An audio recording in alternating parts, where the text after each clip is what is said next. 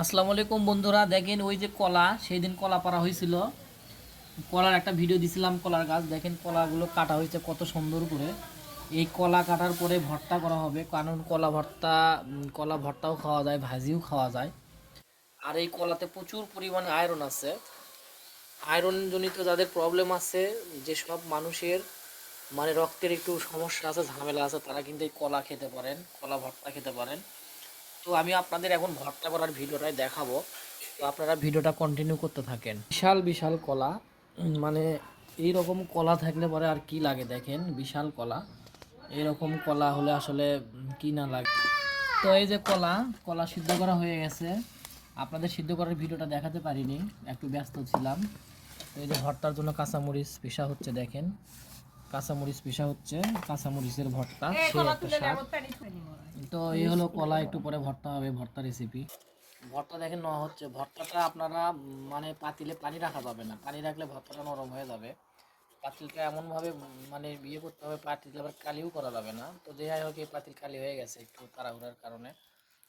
তো এই যে ভর্তা বানানো হচ্ছে, দেখেন কি ভালো রকম ভর্তা, সেই একটা ভর্তা।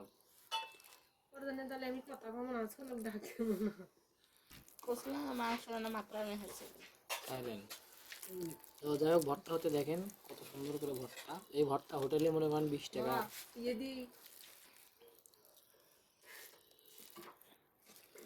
এই কলা ভর্তা খাওয়ার জন্য সবারই প্লেট রেডি, দেখেন প্লেট রেডি করে রাখছে খাওয়ার জন্য, কলা ভর্তার জন্য।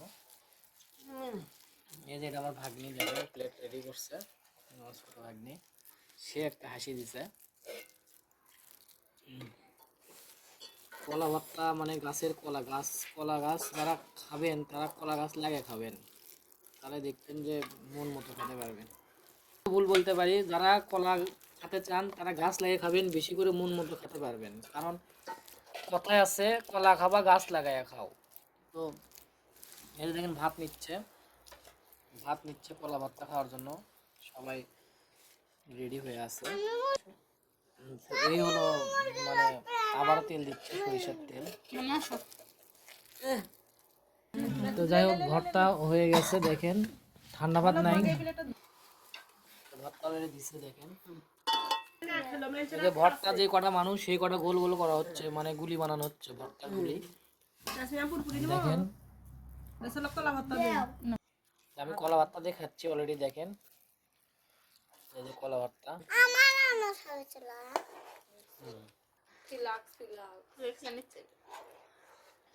সেই